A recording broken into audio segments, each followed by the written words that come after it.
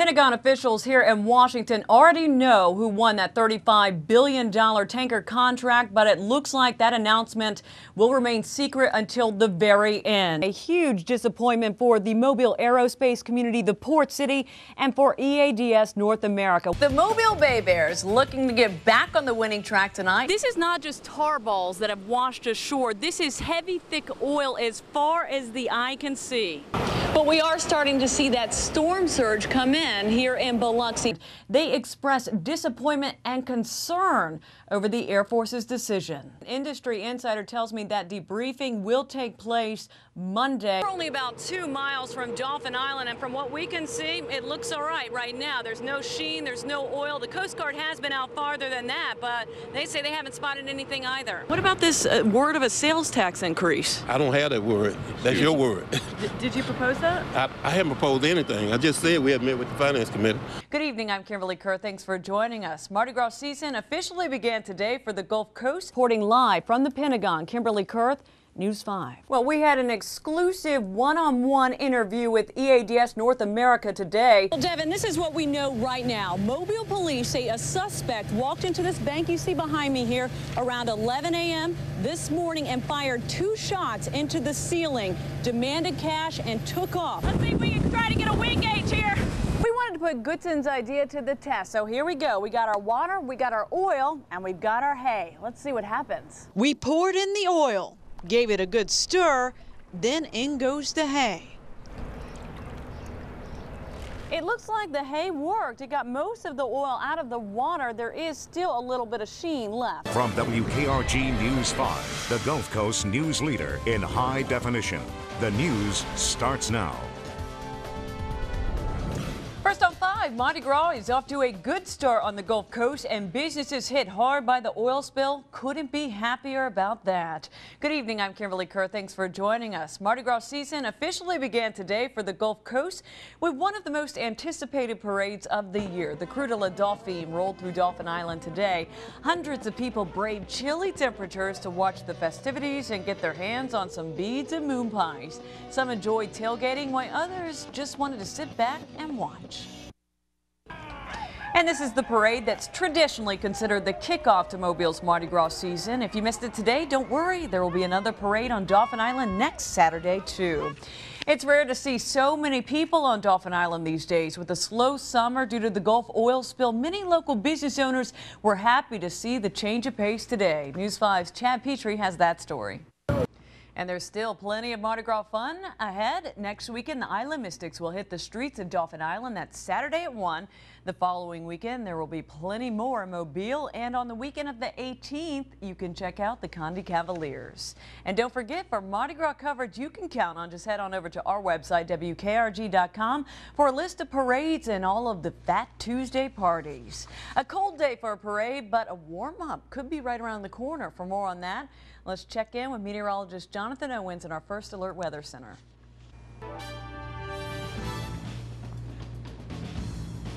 Turning now to our coastal crisis recovery, the Gulf Coast seafood business is getting a much-needed boost from an unlikely source, the military. Military Solutions says seafood like shrimp, oysters, and even Cajun favorites like shrimp etouffee are being promoted at more than 70 military-based commissaries along the East Coast. Gulf Seafood took a beating after the BP oil spill due to fears that it may be contaminated from oil and chemicals used to fight the spill, even though testing showed Gulf Seafood is safe.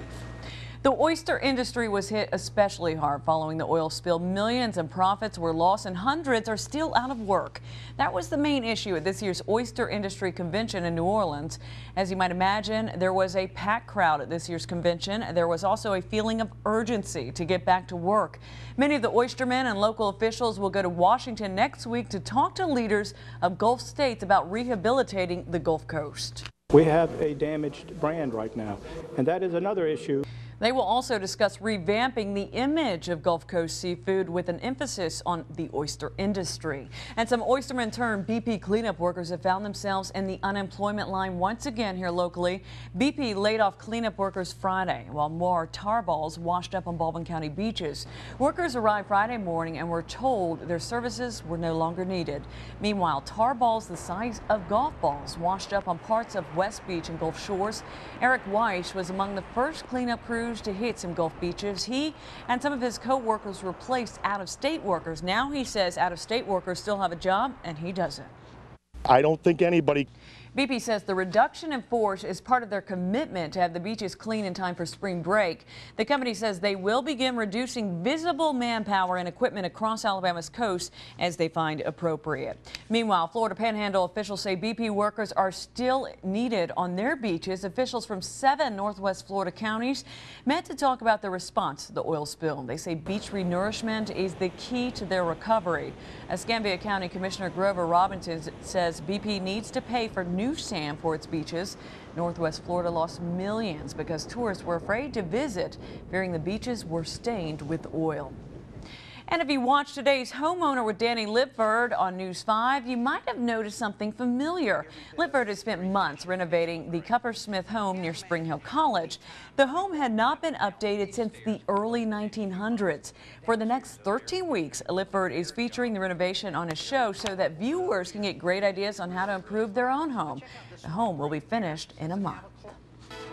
The battle over bingo continues in Alabama. Small victory for casino workers. A bankruptcy judge in Fairfield has ruled that Bamaco Bingo owes its former workers $14 grand in unpaid wages.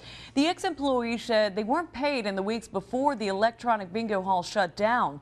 The casino then filed for bankruptcy in November. Electronic bingo casinos across the state shut down in fear of a raid by the anti-gambling task force. The 11 defendants in the bingo corruption case have now filed a large number of motions. For a third time, Victoryland casino owner Milton McGregor is asking to dismiss charges against him in this case.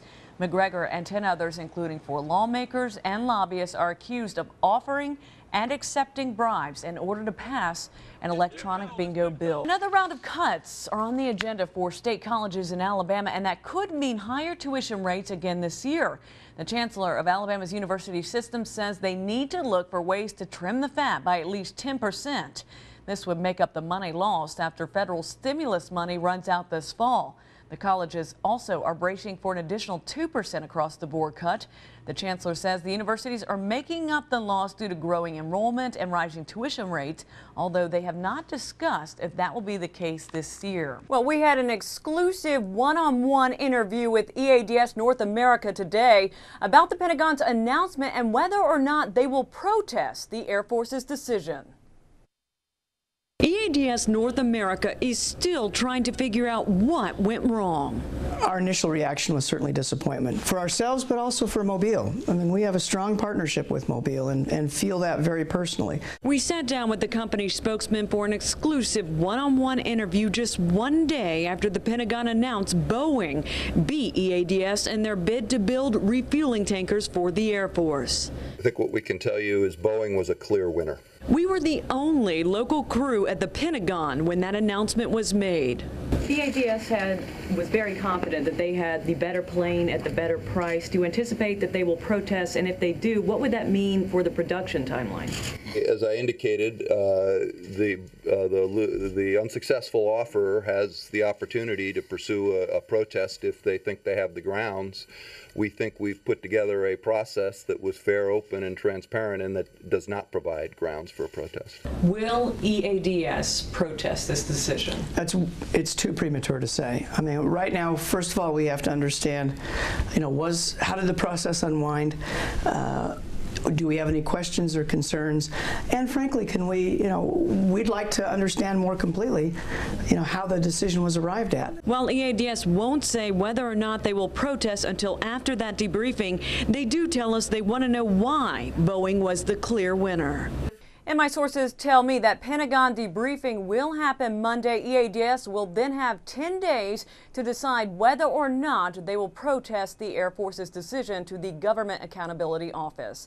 For now, reporting live from Washington, Kimberly Curth, News 5. Well, folks down here will tell you they never thought they would see anything worse than Hurricane Katrina, but they never expected to see an oil spill either. We talked with one bait shop owner who fears this catastrophe could do him in. Mac McRae's Pier and Bait Shop has taken a beating over the years thanks to hurricane after hurricane. Katrina wiped him out. Nothing was left except a few pilots gathered around. But Mac was able to rebuild. In about a week, you're gonna see all over the place. This time, he doesn't think he'll be able to get back on his feet. I looked out and I said, you know, the weather's bad, it looks like a hurricane, but the thing about Katrina and all of them that were coming this way, I knew in 4 or 5 months I'd be back up and running. Like a hurricane, Mac knows it's not a matter of if, but when the oil makes landfall. I'm scheduled to have a boom around the pier, but when you have seas that are 2 to 3 feet, the boom is not going to do any good. And if they don't shut that valve off, I mean, this is beyond catastrophic. It's going to devastate so many people. I mean, it's just unbelievable. Generations and generations of fishermen, oystermen. Do you think you're going to lose your business to this? Oh, yes. And think about it, I have 3 large SBA loans that are drafted out of my account each month. And I don't know what, I don't want to go there because it's too tough. The thought brings him to tears. Get your fishing pole. So for now, he's just going to enjoy the livelihood he loves so much while he still can. And Mac is not the only one who is worried. Just down the road in Heron Bay, you will find a similar story. Another bait shop owner who has had to rebuild his shop 4 times because of hurricanes. Now he is once again concerned for the future of his business. We will hear from him coming up tonight later in our show. For now, reporting live from Cedar Point, Kimberly Curth, News 5. Martha and Bruce Sorensen say their vacation to the Gulf Coast was ruined after filling up Sunday at this gas station on Dauphin Island Parkway. I mean, we spent 2 days sitting in the hotel. We're basically hanging around here when we could have been out sightseeing. I've never been to Mobile before. Well, we were going to be here for 4 whole days, and we sat in the hotel for 2 whole days without transportation. At more than $4 a gallon, they filled up with premium and were on their way. And as soon as I started the car and pulled out into traffic, the car started bucking really hard. It was hard to shift, and so it stalled. But the Sorensens say that $61 purchase ended up costing them about $1,000. They had to drain the tank, they had to refill the tank, clean it, refill it, change filters. According to the Sorensens' repair bill, the fuel quality was tested and a large amount of water was found in the fuel. The Sorensens say this is a sample of that gas taken from their car. There's water in the bottom of the bottle. This part is the water, and the rest of it's the gas. When we were in the gas station, I held the sample and I said, I hope you're not buying premium gas here. And people's eyes, just open wide. We went to the gas station and were confronted by a store clerk who was not happy to see our camera. You're pumped too right here? Wait, no. Well, let me ask you this. They're saying that they got water in their tank. No, we're resolving the problem. We don't need the news. We're not going to lose. While at the station, we also found an inspector from the Alabama Department of Agriculture. He did not want to go on camera either, but confirms he was there to investigate whether water was in the fuel. An out-of-order sign was placed on some of the pumps. The gas station manager, who also would not go on camera, says they were ordered to do that by the inspector. We'd like to be reimbursed for, technically it was over $900 for, this water and the fuel problem. And we think we should be reimbursed for that. I talked with the State Department of Agriculture. Stedman Hollis tells me the inspector did find a small trace of water today in the premium gas, but says it was nothing that was out of the ordinary. And he says the out-of-order signs that you saw on the pumps were removed because all the pumps were in compliance. The tanks were not tested this weekend. He says they will keep an eye on this gas station. And there's good news to report. After talking with News 5, the gas station manager tells me they will reimburse the Sorensens for their expensive repair bill.